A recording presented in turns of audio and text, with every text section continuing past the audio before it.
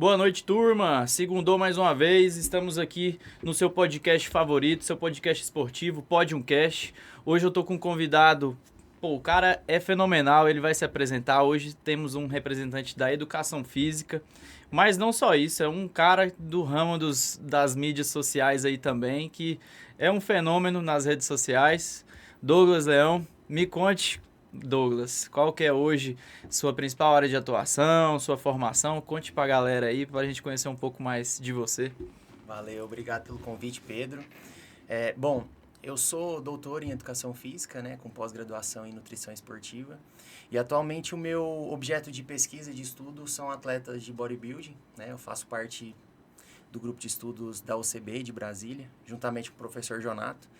E a gente segue aí pesquisando, preparando esses atletas também, porque eu já competi e hoje eu sigo a carreira também preparando atletas e também trabalho com pacientes normais, né, pessoas comuns que querem só qualidade de vida e saúde.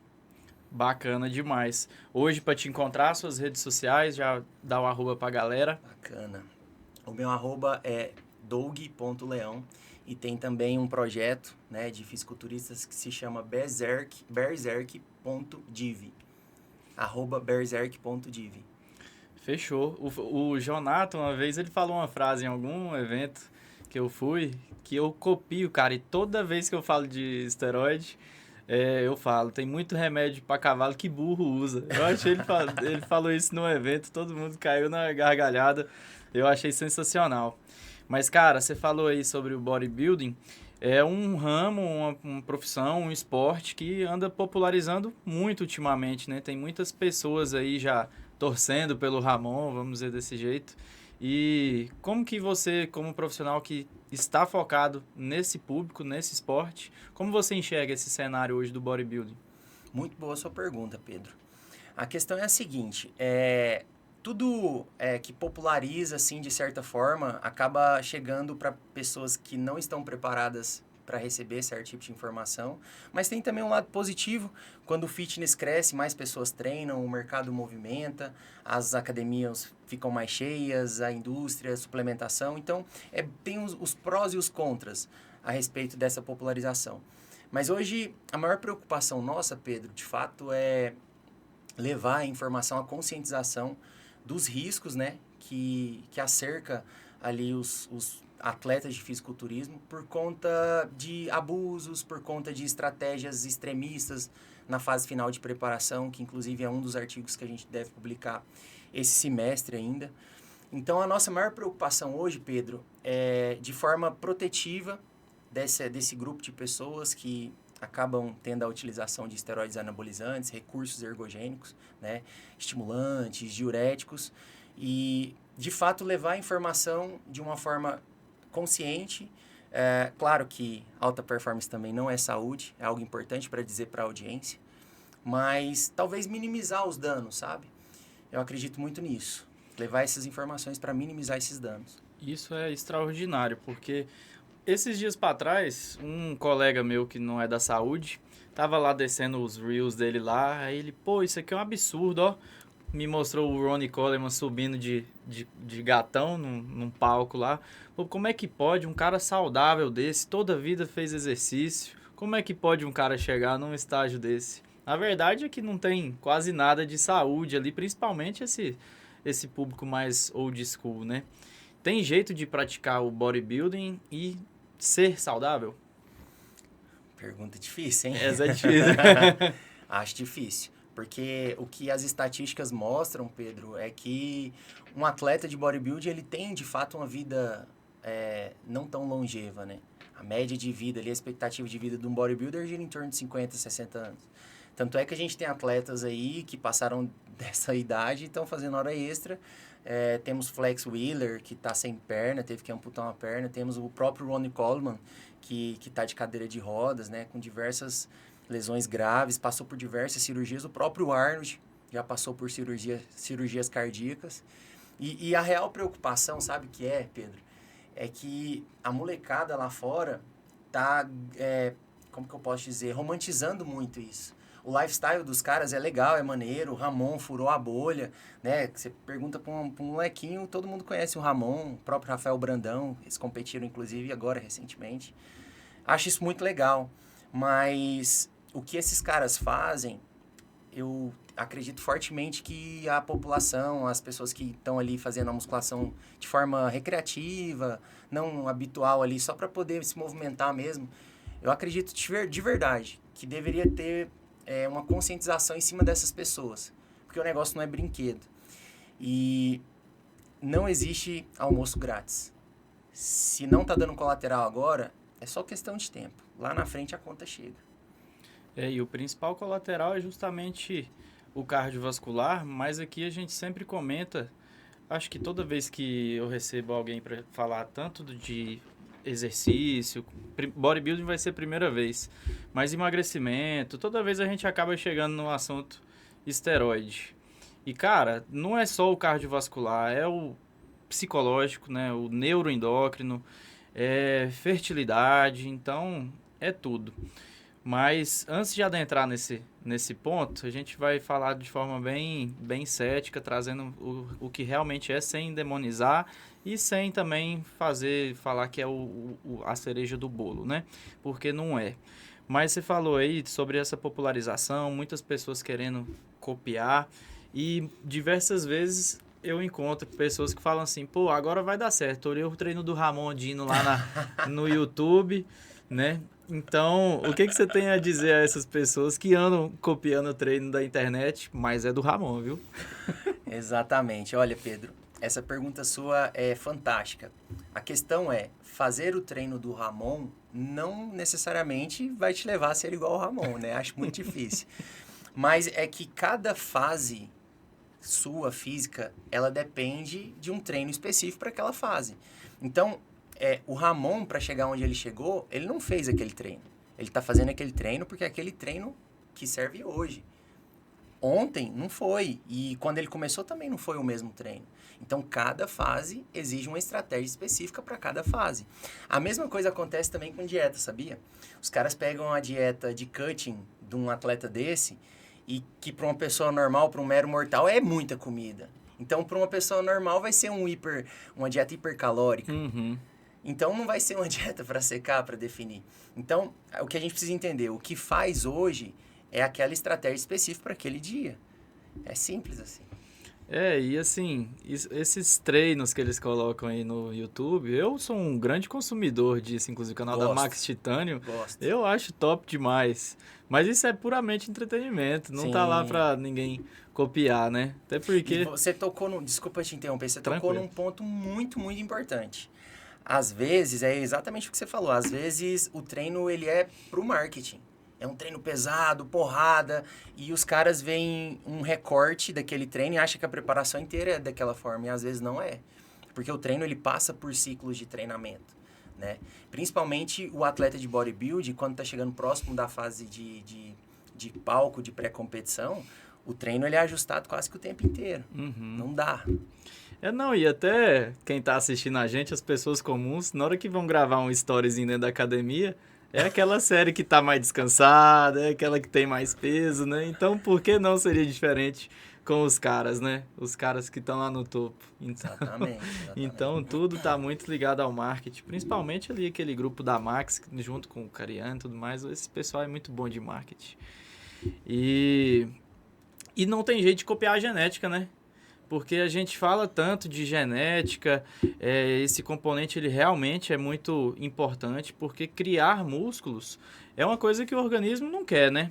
Então, como que um atleta de bodybuilding faz? Como que é uma rotina de um bodybuilder, por exemplo? Explica para quem não sabe o que é o esporte e não sabe como que é a rotina desse público. Bacana. Hoje eu fui no barbeiro, né? E o meu barbeiro, ele também quer competir e ele é um atleta que eu estou preparando. E daí, inclusive, tem uma genética sensacional, o Douglas. Quero até mandar um abraço para ele. Genética sensacional. E eu vejo uma boa perspectiva para ele no esporte, né? E aí eu falei para ele, cara, você tem genética para, inclusive, ser um atleta patrocinado. Trabalhar bem o marketing, trabalhar bem, para subir bem no palco, ser visto pela grande mídia do meio, né, fitness, para quem sabe tentar um patrocínio. Aí ele falou assim, cara, e como é que é um patrocínio? Eu falei, irmão, é igual o gado de engorda. É só comer e dormir e treinar. Comer, dormir e treinar. É só isso.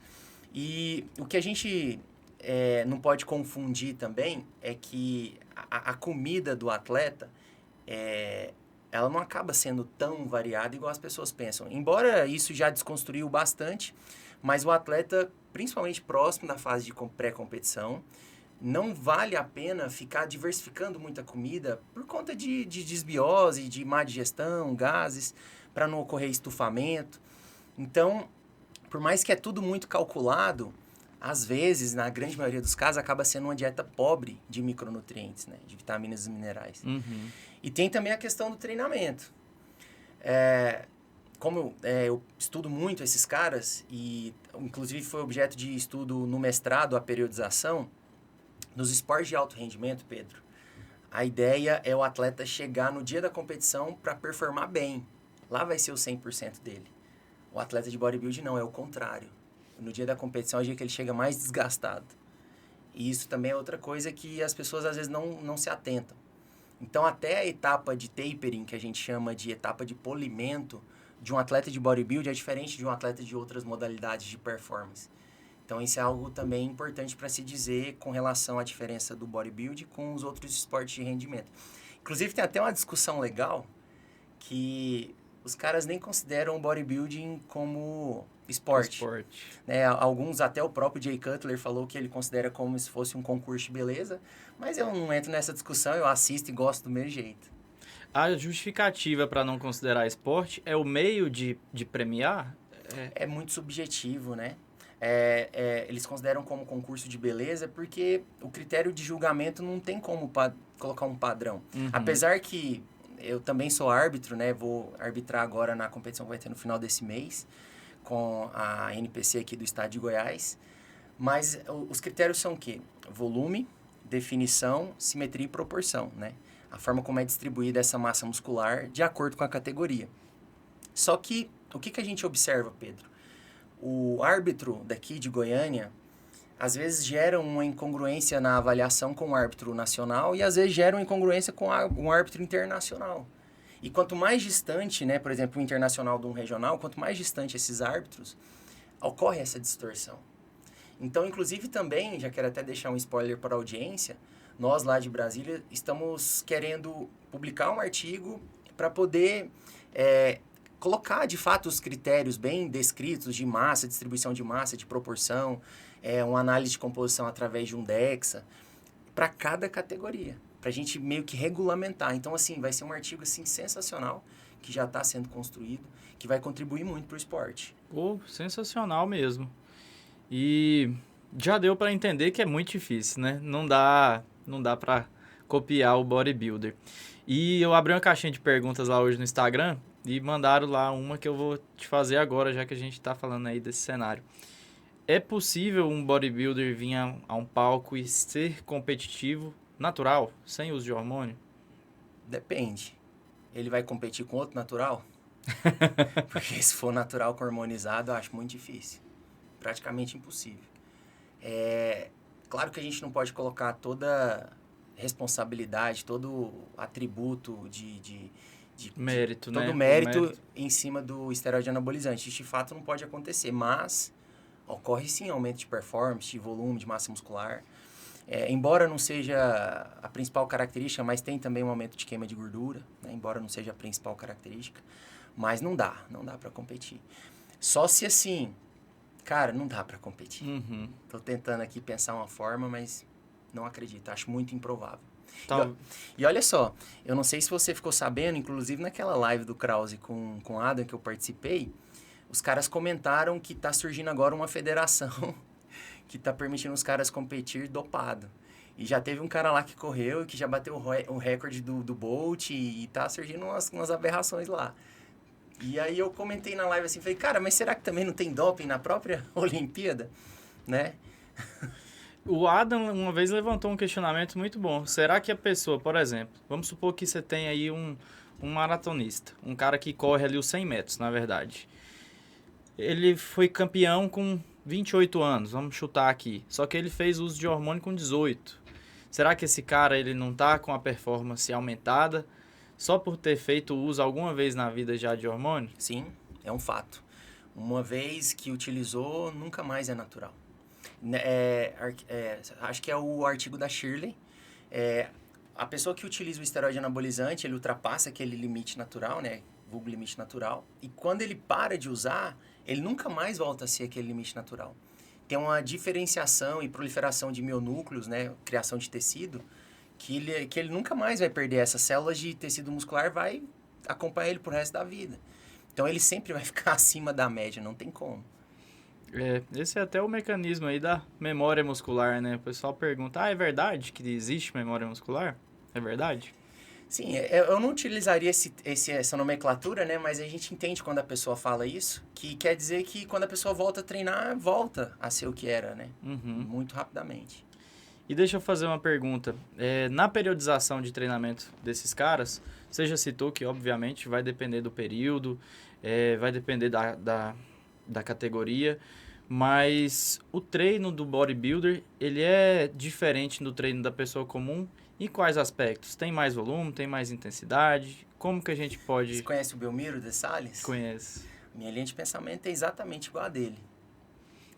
Na verdade, o treino do natural e o treino do hormonizado, ele não muda. A diferença é que o hormonizado, ele aguenta mais porrada, acaba que a intensidade é maior, porque ele consegue pegar mais peso. Provavelmente a recuperação também, né? Mas o treino não se difere. Certo. Tem que vomitar treinando perna ou não? Os caras colocam isso como regra, né, cara? Porque se não vomitar, se sair andando... O Jorlan fala muito isso. Não, se você conseguir descer um lance de escada, você não treinou perna. Pode voltar e fazer tudo de novo. Esses dias eu vi um cara imitando o Jorlan, cara, igualzinho. Botou o pescocinho assim, fez a voz igualzinho. E... outra coisa, esses caras, será que nesses caras, eu tenho uma dúvida, essa é pessoal minha. Esses caras, existe uma equipe por trás, um médico, talvez um cardiologista, talvez não só o coach, mas também um educador físico atrás. Esse público de atletas de altíssimo rendimento do fisiculturismo são bem assistidos? Bom, muito boa a sua pergunta, cara. Muito, muito boa. Com toda certeza, os que estão lá no alto nível, eles têm uma estrutura por trás, de diversos profissionais. Mas geralmente, né, falando aqui abertamente, é algo assim meio que velado, mas geralmente um treinador só, ele cuida de tudo. Isso é o que acontece hoje não só no Brasil, mas no mundo, né? Vamos pegar os grandes treinadores, Chris Aceto, Rennie Rainbolt, né? E por aí vai. Neil Yoda, né, que está preparando o Rafael Brandão, os caras cuidam de tudo. E aí eu te faço outra pergunta. Qual faculdade que prepara um treinador de bodybuilder? É o ex-competidor que tem os achismos, né? Aquilo lá ele fez, deu certo, então para todo mundo vai dar. Teoricamente é isso, né? Isso. Acaba sendo que uma religião, né? Quase que uma seita. E o que acontece? Vamos supor que exista essa pessoa formada em medicina, em nutrição, em educação física. Qual que é a disciplina que ensina isso? Não tem, não existe. E é exatamente isso que você falou mesmo. É um conhecimento empírico que é passado de atleta para atleta. O atleta que ganha mais expertise, ele acaba se tornando um preparador. Mas é aí onde vêm os pesquisadores. Quando eu fui fazer a minha entrevista de mestrado lá na UCB, o professor Tiago Rosa, cara fenomenal, sensacional. Estuda muito sobre idosas renais também, com problemas renais. E daí ele me fez essa pergunta, falou assim, cara, qual que é a porcentagem de bodybuilder perante a população, né? Falei, não sei, deve ser muito pequeno, né? E aí ele falou assim, e esses bodybuilders, que relevância vai ter para a sociedade o seu estudo, né? Ninguém estuda eles. Eu falei, exatamente por isso que eu quero estudar. Porque ninguém está estudando. Não é porque é uma porcentagem pequena da população que a gente vai deixar descoberta. E é por isso que hoje eu falo que o nosso grupo de pesquisa é um dos maiores do país, porque ninguém está estudando esses caras. E, na verdade, deveria estudar. Tem certos, né, uma certa limitação com relação ao conselho de ética por conta do uso de esteroides anabolizantes. Mas tem estudos, existem estudos que relatam a utilização, tem estudos que avaliam os resultados frente ao estímulo ali, à utilização do esteroide. Uhum. Então, existe. Se pesquisar, existe os estudos. Nos estudos que a gente realiza, a gente avalia e também documenta, faz um recordatório de todos os fármacos que está sendo utilizado. Porque é importante para poder interpretar. Uhum. Adianta eu fazer um estudo lá para avaliar hipertrofia, mas aí eu não estou sabendo como é que está a dieta dele? Isso é um viés muito grande. Eu não estou sabendo qual que é o fármaco que ele está utilizando, qual fase da preparação. Porque aí, dependendo da amostra, fica toda enviesada. Então, tem sim que ser documentado, fazer o recordatório de toda a preparação. Mas aí, no meio dessa odisseia de informações e dados, tem algo muito interessante. Os caras não erram. Você coloca um estudo e pega a amostra, geralmente chega todo mundo até o final dessa amostra. Uhum. Então, a desistência acaba sendo baixíssima, os vieses de erro, os caras são muito disciplinados. Eles falam, comi tantas gramas disso, tantas gramas daquilo, tantas miligramas desse fármaco, e foi. Isso aqui é bom. Eu acho que o estudo em bodybuilders, isso é uma pergunta que eu quero te fazer também, uma das próprias limitações do estudo fica sendo o próprio bodybuilder. Por exemplo, ele aprendeu que ele tem que usar ali 4 a 5 gramas quilo de proteína por dia. Aí, beleza, você quer estudar, vamos fazer um crossover lá, para querer provar que 2,2 e 5 gramas quilo dia, um não tem superioridade sobre o outro. O próprio bodybuilder fala, pô, eu não vou parar de comer minha proteína não, tá maluco? Sem proteína não tem o músculo, né? Então, eu vejo que, assim, não vou nem entrar no mérito do esteroide, porque eticamente falando, muito difícil a gente fazer um estudo assim, né? Mas eu acho que o próprio bodybuilder acaba sendo um fator limitante perante a fala do coach. Não? Olha, cara, é difícil. É difícil de afirmar com tanta certeza, porque às vezes também, igual você falou, é a questão da proteína, né? Às vezes até o próprio estudo ele tem a sua limitação na hora de fazer a avaliação dos dados ali, a interpretação, o método a metodologia do estudo. Então, é complicado, sabe, de poder afirmar isso. Uhum. Acaba sendo meio difícil de entender o que está acontecendo, né? No meio desse emaranhado de informações. Agora, uma coisa que você falou aí que é demais é a disciplina desses caras, né? Você falou aí que vamos fazer isso, vai seguir certinho, não vai ter viés de falha no estudo, porque esses caras é uma tradução de força de vontade, né? De disciplina, extremamente o contrário de 99% do meu público de consultório, por exemplo, que quer ali, eles depositam muito mais na intensidade do que na continuidade, né? Ah, vou correr muito porque esse final de semana eu comi um hambúrguer. E não pensa a longo prazo. Então, esses caras, eles têm um controle das emoções, entender que o processo é o que faz a diferença, né? Enquanto você não se apaixonar pelo processo, não adianta. O paciente comum, Pedro, inclusive é uma das condutas que eu tomo, para tomar muito cuidado para ele não entrar nesse ciclo vicioso de erro e tentar recompensar esse erro. Porque se ele fica nisso, dificilmente ele sai. Aí ele tem episódios de comer muito, eu acho difícil chamar de compulsão, porque compulsão é um caso bem extremo, mas episódios de comer muito e aí episódios de restrição extrema. E aí a leptina, a própria grelina fica toda bagunçada. E tem que lembrar também que essa própria leptina também, ela tem influência direta na tireoide desse indivíduo. Então ele está, de certa forma, também prejudicando o metabolismo dele. E aí ele fica nesse ciclo de erro e aí ele vai e treina muito, aí ele fala, eu treino para comer, aí tem a recompensa. E isso é uma instabilidade, inclusive a nível, né, central ali, muito grande. Verdade. O atleta, ele já é o contrário. A disciplina dele, às vezes ele acaba errando pelo excesso, cara. Pelo excesso.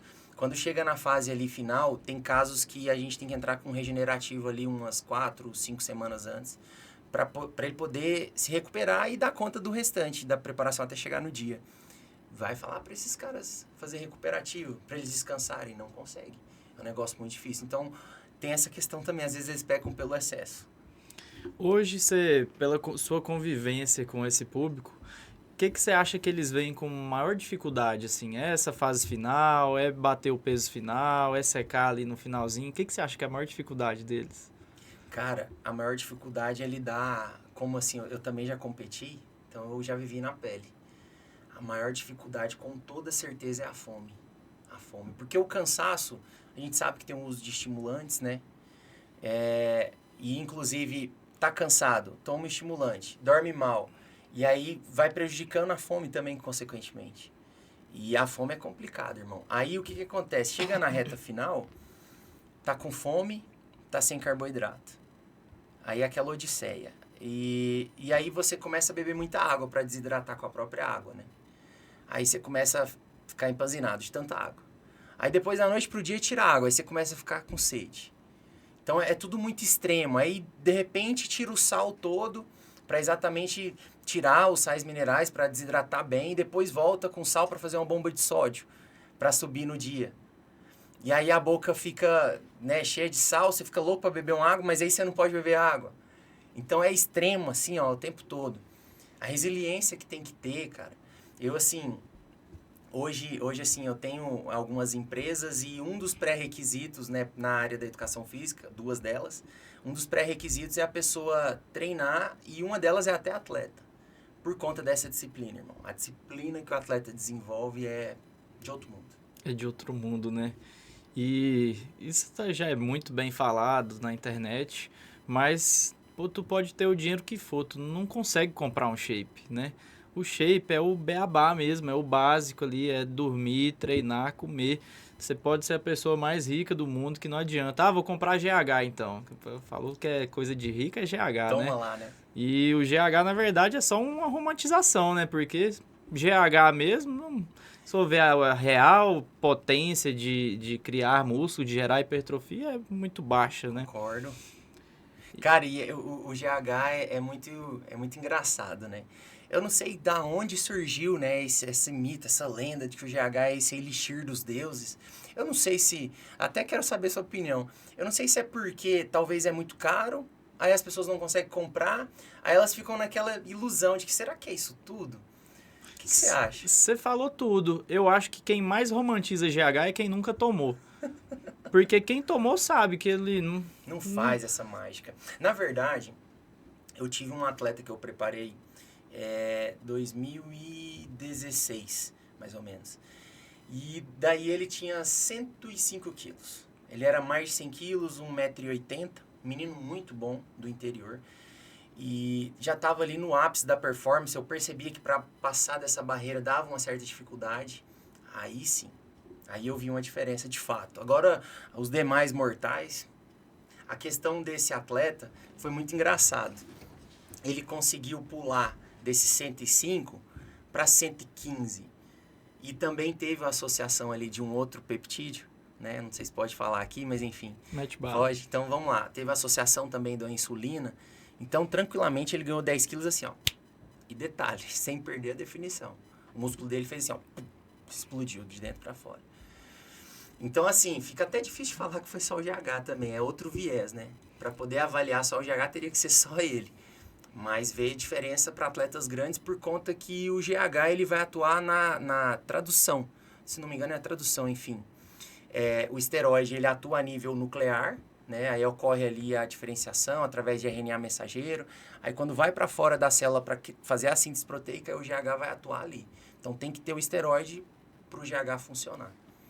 Cara, e eu vejo, assim, por muitos colegas médicos que prescrevem GH, a falta até da parte farmacológica dele, de conhecimento, porque como que a pessoa que usa GH para crescer, um adolescentezinho ali, vai usar? Vai usar uma quantidade alta, né, diária, vai ser ali com até 20 UI por dia, 16, 18 UI por dia, à noite, né?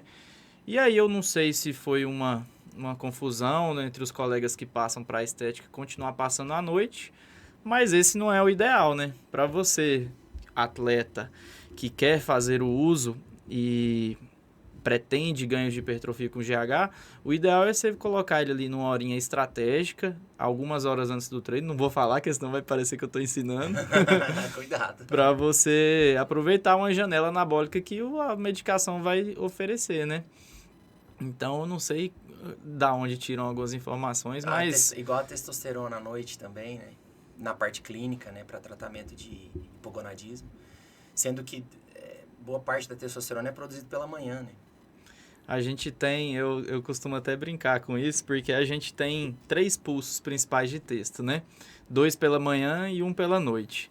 Então, se sua mulher, você homem que tá assistindo aí, se sua mulher chegou para te fazer um pedido às 8 da manhã, ela sabe disso. É porque o primeiro pulso de texto é ali às 8, é a hora que você tá com o seu humor top, tá com a texto lá em cima, o humor vai lá em cima também, né? É diferente dela pedir a mesma coisa à noite, que a texto já caiu, você já tá mais puto, deprimido, né? Então, é isso. Tem horário de usar tudo, inclusive os esteroides, todos eles, é importante saber, quem for fazer uso, saber isso. Tem drogas que a gente usa, manipula dependendo do horário do treino, a gente coloca 1 hora antes, 3 horas antes. Meia vida, né? Pico plasmático. Para poder aproveitar a janela anabólica que a droga dá, né?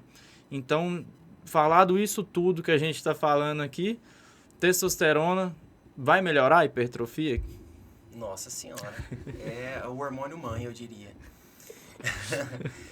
mas assim, tem um estudo muito legal também que avaliaram os caras que tomaram a testosterona e tiveram hipertrofia mesmo sem treino.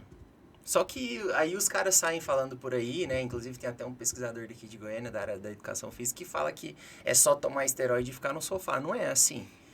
E o que a gente tem que lembrar também, Pedro? Depende de onde o indivíduo está.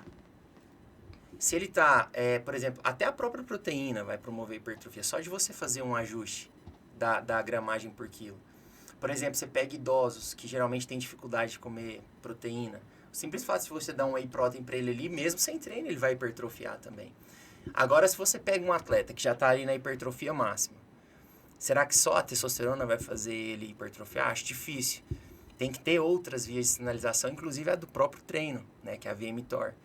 Então, assim, é algo muito controverso, porque a gente tem que avaliar para quem, né? Essa resposta aqui é padrão para tudo, né? Para quem, para quando, onde, então Esse estudo aí que acho que eu tô pensando é o mesmo que você falou. É um que ele coloca os 4 grupinhos lá, os 2 que usaram, 2 que não usaram, os que treinaram, os que não treinaram, né? Isso. Esse estudo aí ele é bem enviesado por metodologia mesmo, uma falha metodológica, né?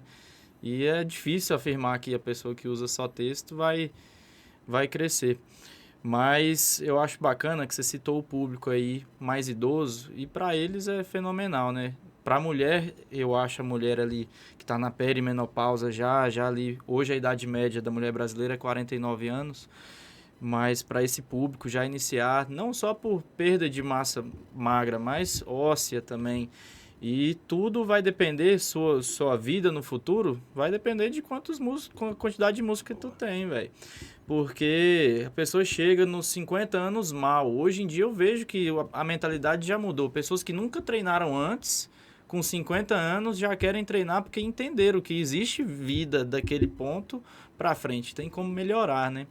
E aí, público, a gente pega esse paralelo do hormônio no público jovem e no público adulto ali 50 anos mais. Eu acho fantástico a testosterona para esse público. Então, a gente falou aqui de colaterais, mas benefícios tem demais também, né? Nossa senhora, com certeza. Esse público, inclusive, um dado, né, comprovado que a quantidade de fraturas por conta de queda é muito grande. E o esteroide vai ajudar também nessa densidade mineral óssea. Então, a questão da disposição, da autonomia, tudo isso também está associado à parte cognitiva que vai sendo diminuída. A testosterona nesse público aí é sensacional, mas é igual a gente estava falando agora há pouco, para quem, né? E qual a dose também, que é outra questão também importante. Então, mas para esse público aí está salvando a vida de muita gente. Muito, por exemplo, tem casos de pacientes, né? Porque minha esposa também é médica nutróloga, que às vezes os pacientes eles estão quase terminando o relacionamento. Aí você fala, pô, mas deu certo a vida inteira, 20 anos casado e agora começou a dar errado. E você vai avaliar os casos, a mulher já tá ali, né, não tá dando conta de nada, o homem também não, cada um para um canto, dorme em quarto separado. E aí faz um ajustezinho ali, né? Volta a viver igual adolescente de novo. Aí volta a amar. Aí, fala, aí já fica até mais tolerável o relacionamento. Eu tive um paciente, cara, que ele realmente ele tava no cenário de obesidade e tal. E ali no laboratório dele, ele tava com a testo baixa. Repor ou não na obesidade é polêmico, não vou entrar nesse mérito, mas para ele eu repus.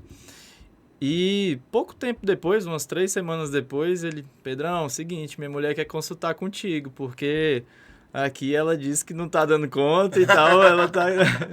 Então, e é importante alinhar os dois. Sim. Então, é extremamente, assim... A parte sexual na mulher, ela não pode ser atribuída só à testosterona, né? A mulher que tem a queixa da baixa libido... sair prescrevendo testosterona não vai resolver. O amor para a mulher ele é multifatorial, né? Vai depender se os filhos já estão dormindo, se as contas já estão pagas, se ela agendou o salão para a semana que vem, né? Bem multifatorial. Depende de mais estímulo também, né? Perfeito, concordo. E, bom, vamos mudar um pouco de assunto, vamos falar um pouco de redes sociais, porque... Legal. No final, a hora que cortar tudo, eu vou te contar como que eu conheci sua rede social. Não vou falar agora ao vivo, mas... Não sendo polêmica? É polêmica. Ave Maria. Parece que a polêmica me persegue. Eu fujo dela por a polêmica me persegue, Pedro. Ah, pô, quando a polêmica te persegue, quer dizer que você tá dando certo na vida, meu parceiro. Tamo junto. E, cara, suas redes sociais são muito bacanas. Eu acho que você consegue comunicar com diversos públicos. Tu consegue comunicar com o leigo, tu consegue comunicar muito bem com um profissional da saúde. E eu acho que essa é uma dificuldade que até eu tenho, porque definir com quem você vai falar na rede social é um pouco difícil, porque eu penso por um lado, o profissional da saúde, ele tá lá não é para me assistir e aprender comigo, ele tá lá para me criticar, tá lá para ficar procurando detalhezinho para dar erro. Se eu falo na linguagem aqui de cá, o outro lado, o leigo, não consegue, não vai ficar um conteúdo atrativo. Como é que você faz suas redes sociais? Você mesmo que gerencia? Você que tem as ideias? Como que funciona? Bacana, boa pergunta. Na verdade, eu tenho uma empresa, né? Na verdade, uma empresa familiar. Meu cunhado, a minha esposa também me ajuda muito na parte... A irmã dela na parte de social media. E como a gente estuda muito sobre o mercado, principalmente o mercado digital, a gente acaba tomando as decisões juntos. Mas isso daí que você falou é um problema que eu enfrento, viu? Se você está elogiando, então... talvez eu tenha que repensar. Acho que tá certo o caminho. É porque o Douglas teve uma fase da vida que ele estava falando mais para professores, né? Principalmente quando eu iniciei no mestrado. E agora, terminando agora o doutorado, recentemente eu tive um insight que essa área da pesquisa, não que ela seja ruim, mas é porque a informação que a gente obtém para levar para o público, ela precisa ser compreensível, Pedro. E eu tive essa virada de chave agora, recentemente. Com o objetivo de ajudar mais as pessoas, se eu vir falar de dados, estatística, de termo técnico... Colaboradores no ano de 2000... Não. E olha só, a gente sofre muito isso na área da educação física, que, por exemplo, tem uma discussão, mas... a perna é só do joelho para baixo. Que a pessoa fala, não, do joelho para cima é coxa. Não é estica e dobra, é estende, flexiona. Não, cara, eu vou falar do jeito que o meu cliente... batata da perna, pá das costas, entendeu? Eu sou mais assim. Eu me adapto muito bem ao meio que eu tô. Quer dizer que pode pré-ativar, então. Cara, essa é outra. Eu não gosto de falar mais pré-ativação, tem que ser exercícios condicionantes. O Thiago Trindade, que me corrigiu, a primeira vez que eu ouvi essa palavra foi dele. Thiago Trindade é um monstro da biomecânica no país, não sei se você conhece. Ele é foda. E aí, inclusive, português extremamente rebuscado e tal. Eu, às vezes, até faço algumas pesquisas de audiência, eu falo assim, galera, quantos por cento vocês estão entendendo da fala dele? Porque, assim, eu, de certa forma, eu tenho que prestar atenção, mas... para quem que ele está falando, né? Às vezes o público leigo ali não vai entender o que o Thiago está falando, ainda mais técnico da área da educação física, mas é o posicionamento dele, não que esteja errado. Ele está falando para professores, entende? É exatamente isso que a gente está falando aqui. A gente comentou aqui antes de ligar a câmera, o próprio Risult, ele tem uma rede social 100% para profissionais da saúde, né? Eu gosto de comunicar com o leigo, mas... Eu sinto uma certa dificuldade justamente porque eu tenho muitos profissionais da saúde que me assistem, de todas as áreas, e às vezes falar com o leigo, você tem que justamente fazer esse tipo de coisa, chamar a perna, a perna, a coxa de perna, né? Então, Não, pra mulher, do tronco pra cima tudo é braço. Você vai treinar o quê? Braço. Vai treinar, tá fazendo um supino, que você tá treinando? Braço. Tudo é braço. mas afinal, a gente quer comunicar com quem faz sentido. Você quer vender seu produto para quem? Então vamos comunicar com esse nicho.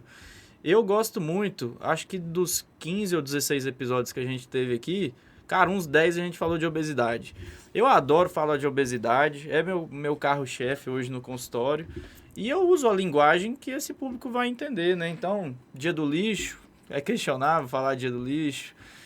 Tem vários termos, mas eu acho assim, se você pudesse dar um conselho para quem é ou professor de educação física, ou está na saúde, está trabalhando com um público que, enfim, qualquer área que precise de estar ativo nas redes sociais, qual conselho você daria para a pessoa que está começando na rede social? Muito boa pergunta.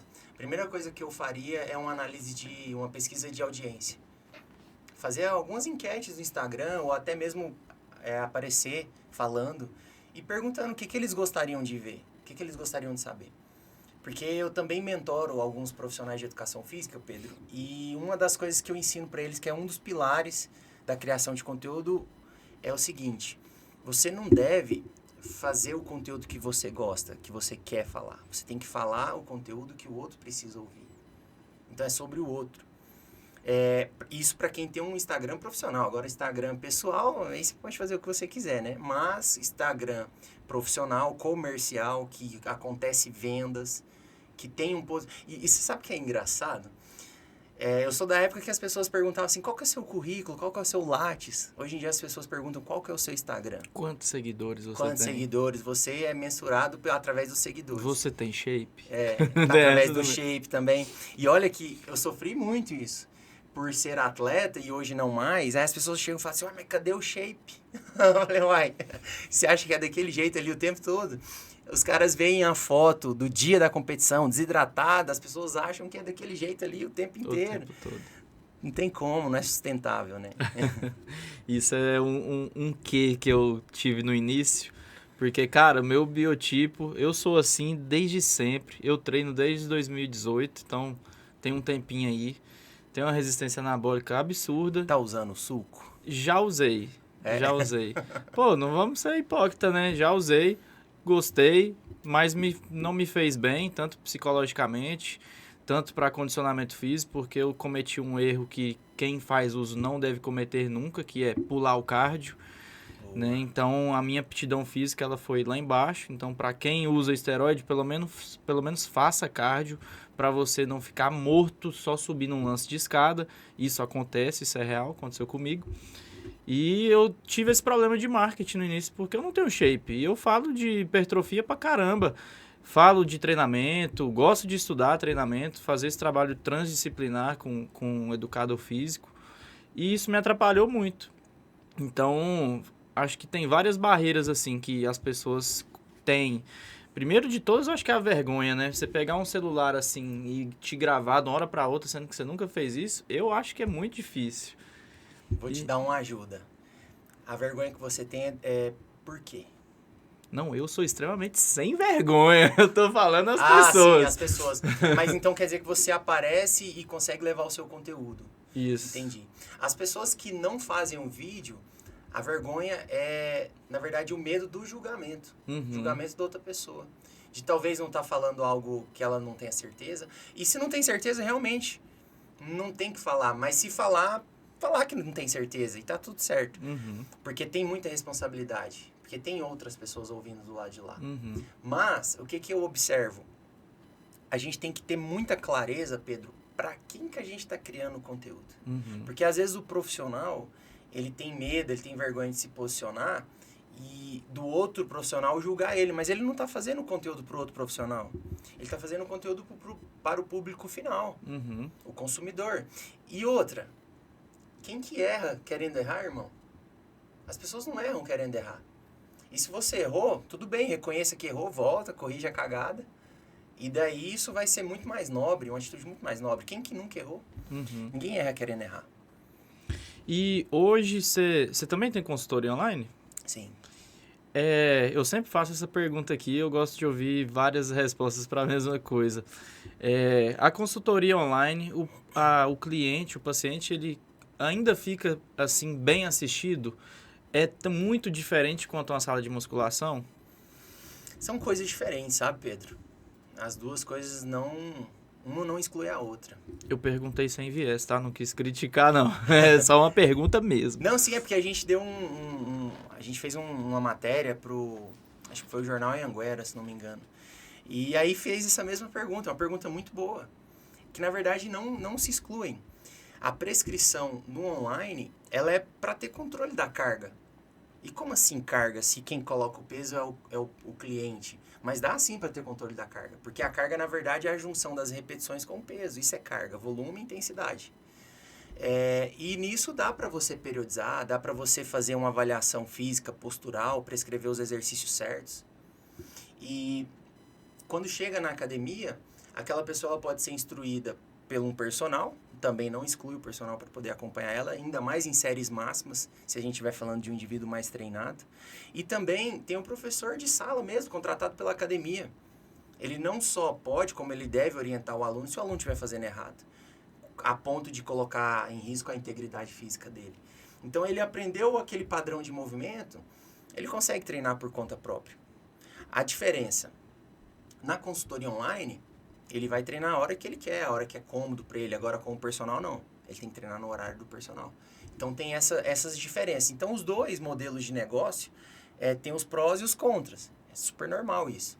Agora, esse controle que você perguntou para mim, da periodização, de fato é uma limitação dos colegas. É por isso que eu mentoro, eu tenho alguns mentorandos para poder passar isso para eles.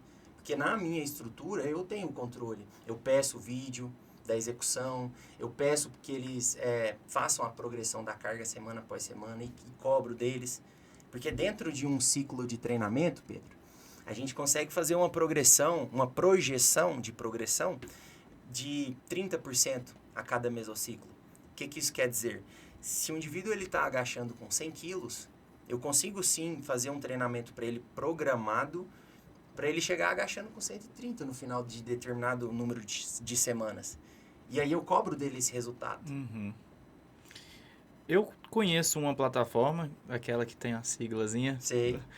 Eu gosto desse tipo de feedback que a plataforma dá, né? Afinal, ali no final você consegue responder, né? Quão intenso foi? Ah, foi tranquilo? O que foi que aconteceu diferente?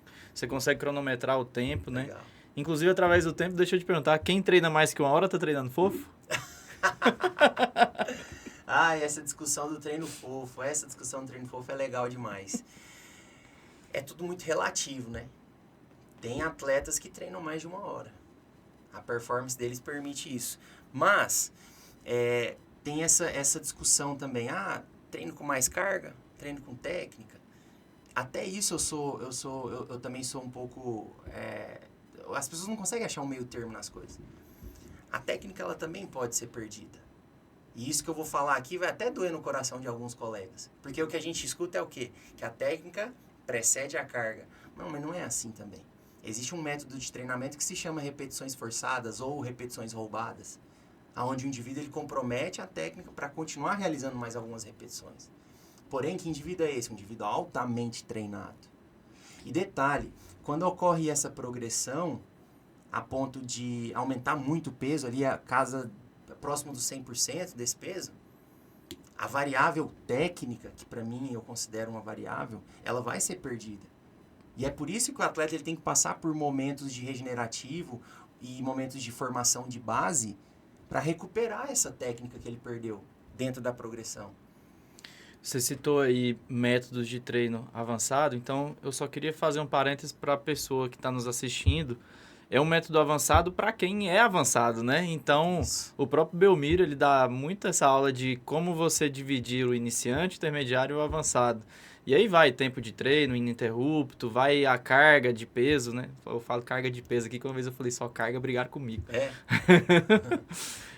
Então, eu gosto dessa, tipo assim, vamos separar primeiro a técnica, mas é porque eu lido mais com pessoas iniciantes. São pessoas que estão treinando ali há 3 meses e se acham já merecedoras no esteroide, por exemplo. Pô, tô treinando tem 3 meses e não vi resultado nenhum. Se acalme, meu filho, você é um iniciante, né? Então, é assim, existe uma hierarquia na prescrição de um treinamento para o iniciante, né? Eu penso exatamente igual você. O Krause fez essa pergunta na live, ele falou assim, e aí, quando a pessoa entra na academia, usar ou não usar esteroide, já iniciante? Ele fez exatamente essa pergunta. Eu te faço essa pergunta, e aí? O que você acha? De forma alguma, de forma alguma. Eu costumo falar assim, isso eu falo em consultório, tranquilo, abertamente. A pessoa chega já me pedindo, ei, já comprei, como é que usa? Ele compra primeiro para depois passar no médico. Pô, aí fala, pô, tu tá treinando tem quanto tempo? Não, tem 3 meses. Fala, meu amigo, pra você usar esteroide, primeiro você tem que merecer. Você tá pegando quanto no supino? É um parâmetro chulo, besta, Não, mas tá tu tá pegando quanto no supino? Ah, já tô pegando 15 de cada lado. Né? Então, assim... Esse artigo do Belmiro que você falou, que o nível de treinamento ele é dividido entre técnica, a força que o indivíduo performa, e aí dá pra você ter uns parâmetros legais de supino, de... Acho que agachamento. Agachamento, deadlift e barra fixa. Lá nesse artigo tem. Tem experiência, tempo ininterrupto de treino, se teve pausa nesse período. E se não me engano, tem outra variável, o tempo total de treinamento. E isso daí que você falou é muito legal. Os caras, eles já entram achando que é o hormônio que vai fazer o shape e se entope de colateral. Fica aquele boneco da Michelin cheio de acne pra tudo lá. Verdade. É o Fordo, né? Fica o Fordo.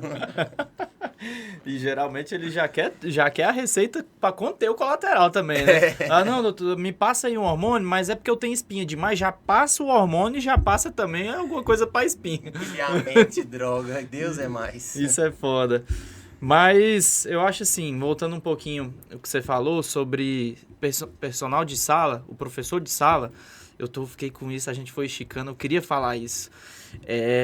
Eu acho que é impossível de um professor de sala hoje, nos modelos atuais de academia, ele dá conta de prestar assistência para todo mundo. Eu faço analogia assim, com a parte médica, que eu acho que na academia não fica tão claro isso, mas seria como se fosse aquela unidade de saúde que você vai para consultar e tem que esperar 4, 5 horas para passar com um médico. É um problema na quantidade de profissionais, né? É a mesma coisa numa academia.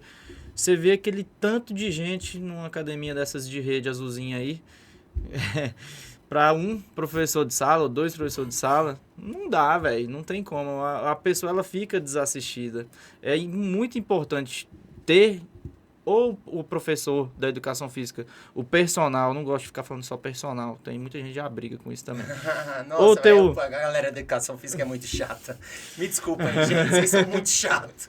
Aí eu posso falar. Porque tu tá entrando na minha área, velho, sempre assim. Ai. Mas é muito importante, pô, ou ter a consultoria ou ter o professor do lado, porque vai ficar desassistido. Na minha visão, fica desassistido. Não tem como. É muita gente para 1, para 2. Não tem como. Esse assunto é polêmico. Mas eu concordo com você. Mas esse assunto é polêmico porque aí vem o lado dos empresários.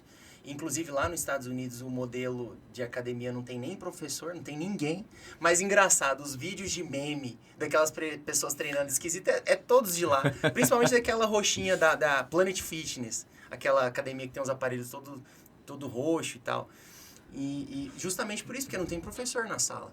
Eu sou contra, eu acho que tem que sim contratar mais.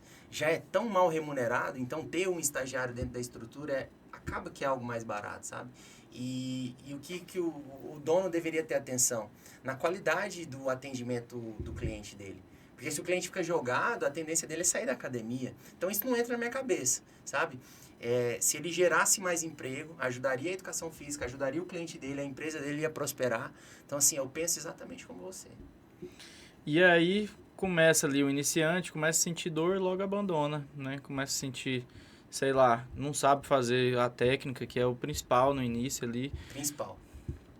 Inclusive, vamos entrar num mérito aqui polêmico também. E aí, peso livre ou máquina? Para esse público, a gente tem que sempre falar de quem, né? Pro iniciante, o que é melhor? As pessoas gostam da pergunta assim, né? O que é melhor pro iniciante? Peso livre ou máquina? Cara, eu acho que os dois casam muito bem. O iniciante ele também tem que ter o aprendizado motor, né? Tem que melhorar o padrão de movimento. Só que depende do grau de complexidade desse peso livre. Qual exercício que vai ser? Agora, se você fica colocando o iniciante só em máquina, ele não vai aprender a treinar nunca. Então, tem os dois lados, entendeu? Tem que saber encaixar o exercício livre e tem que também aproveitar esses exercícios de máquina, exercícios guiados, polias. Tem que ter uma mescla. Não tem como... A galera fica buscando o que é o melhor, né? Eu não sei. Qual que é melhor, correr ou caminhar? Qual que é melhor, musculação ou cardio? É uma dualidade boba. Faz os dois, cara. E se você responder que depende, é porque você não sabe responder. Não. Depende não é resposta. Mas aí a gente poderia ficar discutindo aqui a vida inteira e não chegaria numa resposta. Porque, inclusive, os próprios estudos não encontram a resposta. Os caras ficam numa discussão, mas a musculação é melhor. Porque aumenta a massa muscular, o metabolismo acelera trivial, acelera quase nada. O consumo calórico de uma massa muscular comparado ao tecido adiposo, a diferença é pouca. Não, mas aí o efeito EPOC também é trivial. Aí os caras falam também, não, mas aí tem a recuperação dias após aquele estresse, também é trivial. Aí vai entrar na parte do aeróbico. Não, mas o aeróbico oxida mais gordura. Não, mas não tem nada a ver. A via metabólica que aquela atividade física está utilizando independe se o balanço calórico não está sendo respeitado. Pode fazer cardio o dia inteiro. Vai lá e arrebenta nas calorias. Não vai emagrecer. Só oxidar... O Dudu Halush fala muito isso. Muito bem explicado. Só oxidar a gordura não garante que a pessoa vai emagrecer. É só uma via metabólica que aquele indivíduo está utilizando. Perfeito. E, inclusive, eu fui num evento da Upplay, Dudu Halush e Jonato Prestes. Bravo. E eu tinha acabado de adquirir meu aparelho de calorimetria. Foi uma quebra de expectativa. Vou contar a história rapidinho aqui, porque eu levantei a mão e falei, Dudu, e aí? Você falou de Harris Benedict, falou aí Cunningham. O que você acha da calorimetria, velho? Aí ele, não serve pra nada não. Eu fiquei puto. Eu entendo o valor da calorimetria. No meu consultório eu uso, consigo, principalmente para esse público de obesidade. Você falou, a leptina muda, o hormônio tiroidiano. Isso eu vejo Sim. na prática na calorimetria. Sim. Taxa metabólica basal reduzindo. E outra coisa... Eu acredito que serve sim. Inclusive, a gente está soltando um estudo agora com ergospirometria, que também faz essas estimativas. As fórmulas, elas são formas preditivas, né? E se o indivíduo ele erra a fórmula, e na grande maioria dos casos tem esse viés do nutricionista não saber a fórmula adequada, acaba sendo um método mais preciso, Sim. minha opinião. E a outra que eu queria chegar foi a outra pergunta pro Jonato. Porque depois que eu aprendi a fazer as zonas bonitinho, eu não faço a ergospiro, mas eu coloco o paciente com um frequencímetro em cima de uma esteira e faço análise de gases, né? E fiz a pergunta do Fat Max lá, o limiar pro Jonato, logo pro Jonato, velho. Que jeitão dele. Pô, vai se fuder, meu ovo. Onde foi esse curso? Eu acho que foi em Brasília. Foi recente? Deve ter uns 6 meses. Não, eu tava lá, pô. Eu tava lá. Inclusive, eu também fiz uma pergunta pro Dudu sobre a biogênese mitocondrial dos nadadores mais hipermetabólicos. Aí ele falou assim, cara, também não vai mudar nada. Vai mudar a eficiência metabólica, mas o balanço acaba que resume a parada. Pois eles emagrecem mais porque realmente eles gastam mais calorias, eles treinam mais. Falar dessas vias aí eu acho que daria mais 1 hora. As pessoas gostam desse tipo de coisa. Que hora que eu vou treinar? Que hora que é melhor? Qual exercício é melhor? Qual exercício é melhor? Cardio em jejum. E eu gostei muito dos mitos aí que você foi citando, porque, cara, eu respondo isso quase todo dia. E eu fui o cara que carregou esses mitos muitas vezes. Eu também. E assim, não tem problema. Hoje, na data de hoje, estamos aqui mês de março de 2024. O que a gente acredita hoje, o que a gente estuda hoje, pode ser que amanhã já não seja mais a verdade. É uma área que você que tá aí fazendo mentoria para doutorado, você falou, né? Uhum. Então, você sabe disso. Você vive o meio científico, você também sabe disso, né? Perfeito. Muito bem acrescentado, irmão, porque eu também já defendi isso. E aí tem uma frase que eu gosto muito, que fala que a ciência é feita de verdades transitórias. A gente tem que estar sempre buscando conhecimento. O que não pode acontecer é a gente ficar parado no tempo, porque as coisas mudam, é tudo muito dinâmico, né? Muito bom. E treinamento, cara, pra mim, eu fui no... Pô, quando eu entrei na medicina do esporte, eu também tava querendo essas perguntas. O que eu vou falar pro meu paciente ali, ó? 3 de 10 tá bom, será? Tal, não sei o quê. As primeiras aulas com o Krause, ele falou, gente, é o seguinte, pode ser que o cara faça uma série de 60 e o cara de cá faça o 3 de 10. Pode ser que eles tenham o mesmo resultado. Sim.